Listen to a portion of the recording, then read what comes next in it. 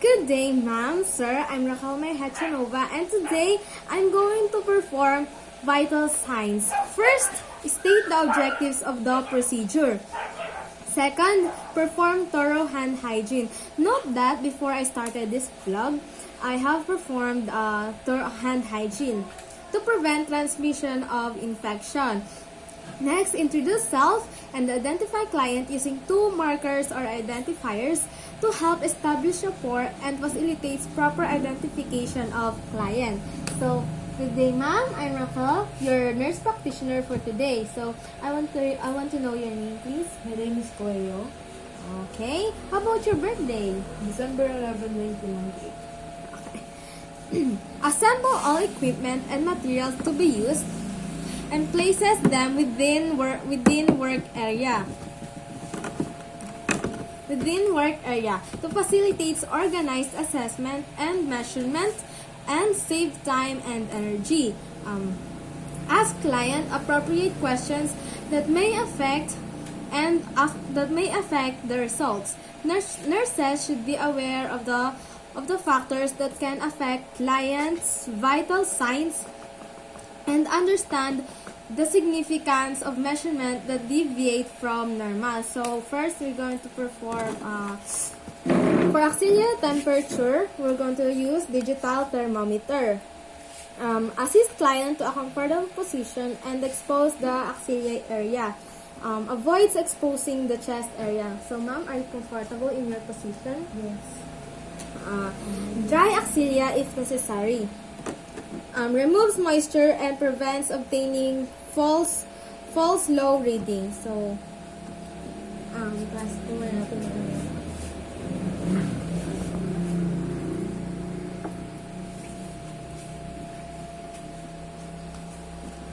Ito yan pa natin.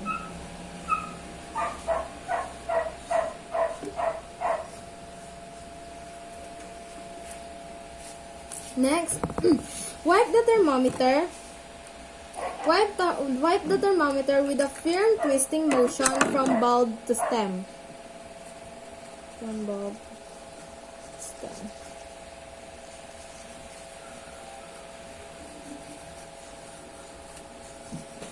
From bulb to stem. It ensures the thermometer is properly disinfected. Place thermometer in center of axilla and lower arm down across the chest of the client. It puts the thermometer into contact with the axillary blood supply.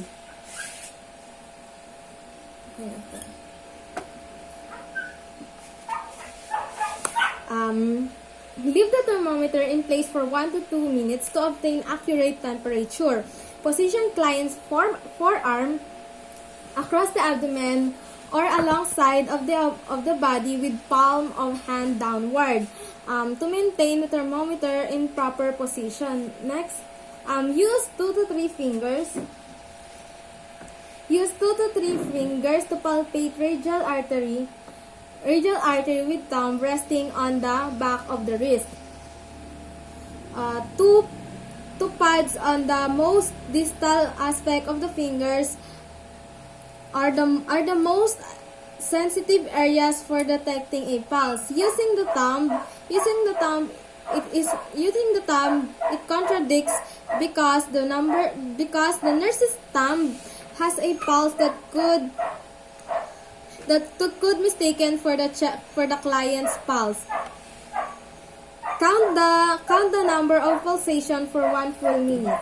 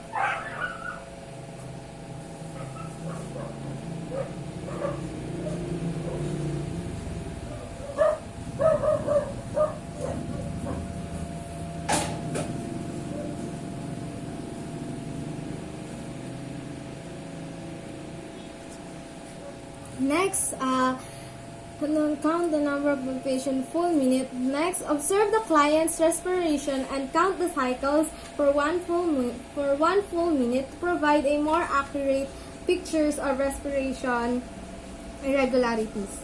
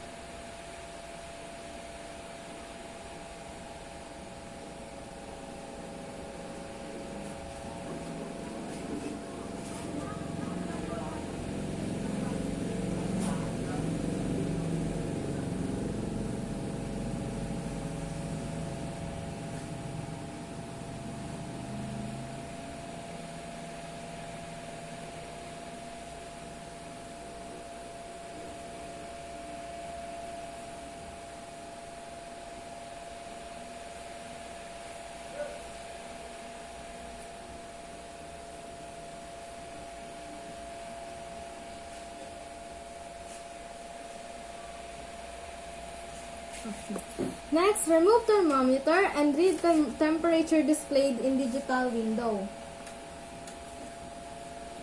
Relay the results, temperature, pulse rate, and respiratory rate to the client to keep clients informed. So, your temperature is 36.8 and that is within normal. Your pulse rate is 16 and it is also with normal results of pulse rate. And your respiratory rate, your respiratory rate is 16 and your pulse rate is 89 and that is all within normal. Next, record the temperature, noting the root, pulse rate, and respiratory rate indicating rhythm and volume to facilitate proper documentation of client's condition.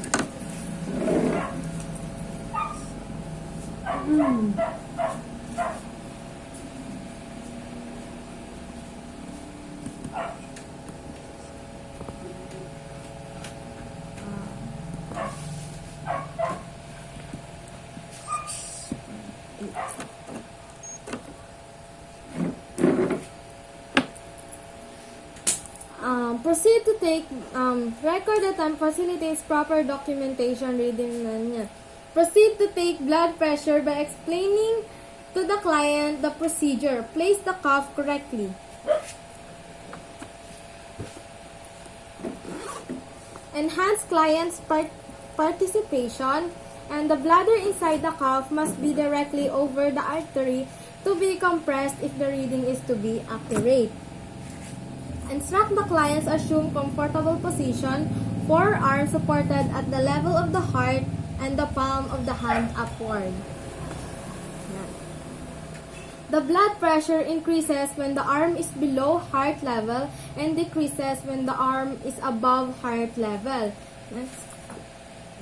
Roll up sleeves to expose brachial area. The cuff is placed with inflatable bag center over the brachial artery, 2 to 3 finger breadths above the antecubital fossa. It yields accurate BP readings.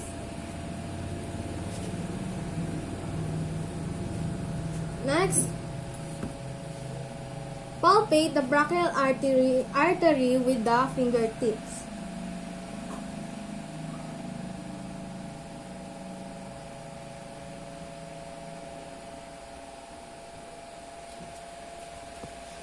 It serves as the site for obtaining preliminary systolic pressure. Perform preliminary palpatory determination of systolic pressure.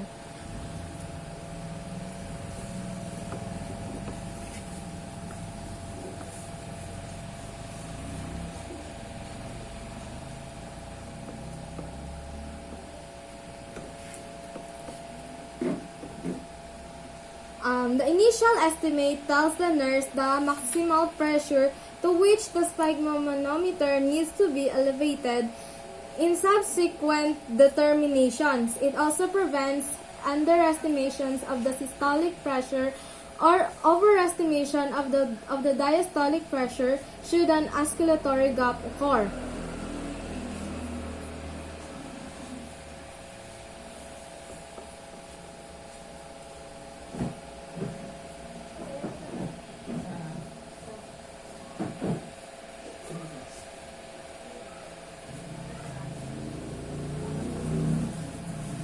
Note the level and release the pressure completely. Wait for 1 to 2 minutes. A waiting period gives the blood trapped in the veins time to be released. Otherwise, false high systolic readings will occur. 1 to 2 minutes. Hintay tayo. Hintay tayo 1 minute.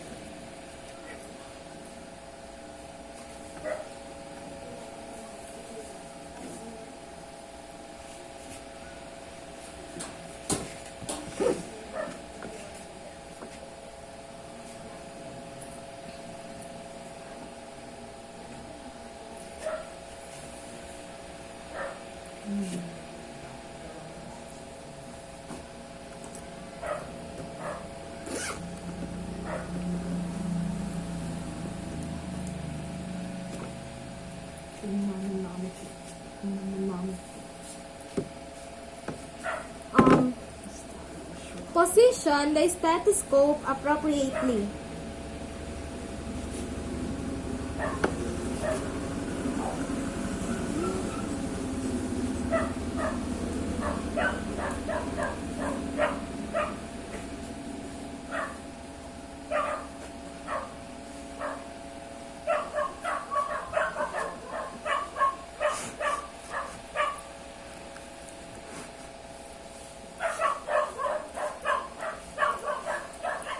Palpate the brachial pulse and place the diaphragm or stethoscope over the brachial pulse site. Serves as a guide for correct placement of the stethoscope. Auscultate the client's blood pressure. Pump up the cuff until sphygmomanometer reaches 30 mmHg above the point where the brachial pulse disappeared. This provides an initial estimate which tells the nurse the maximal pressure to which the sphygmomanometer needs to be elevated in subsequent BP measurements. It also prevents underestimation of the systolic pressure or overestimation of the diastolic pressure that should be an auscultatory gap occur.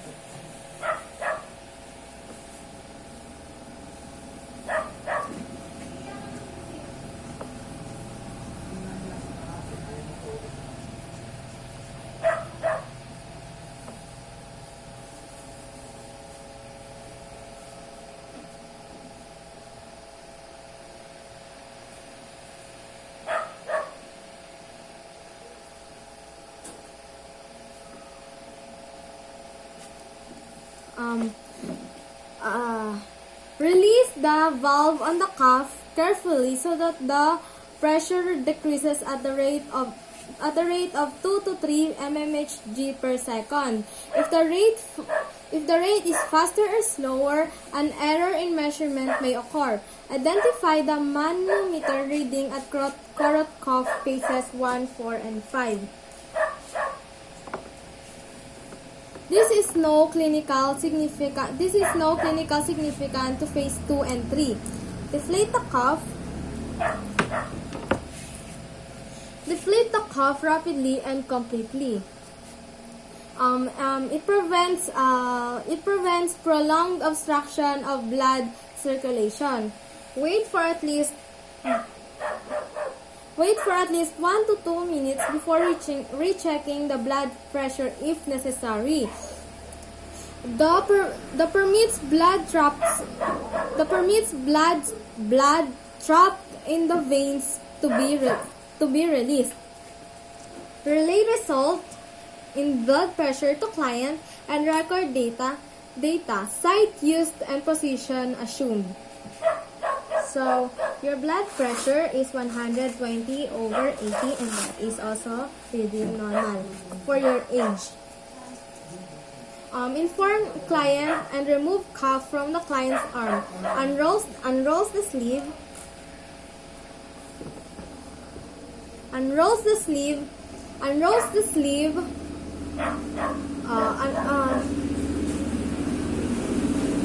Unrolls the sleeves to prevent prolonged obstruction of blood flow. Choose a sensor appropriate for the client, weight, size, and desired location. Using an appropriate sensor size and proper size of sensor for each patient will yield accurate oxygen saturation result.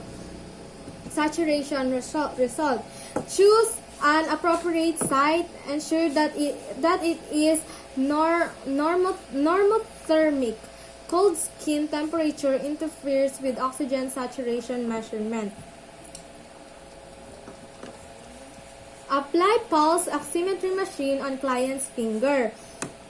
Correct placements of the pulse oximeter ensures accurate results.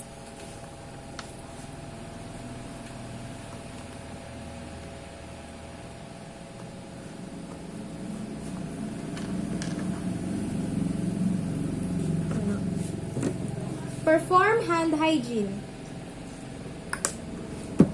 to prevent transmission of infection. Document the procedure and record findings on the client's chart. Provide accurate data on client's current condition. That's all. Thank you. Thank you po, ma'am. Okay. That's all. Thank you po.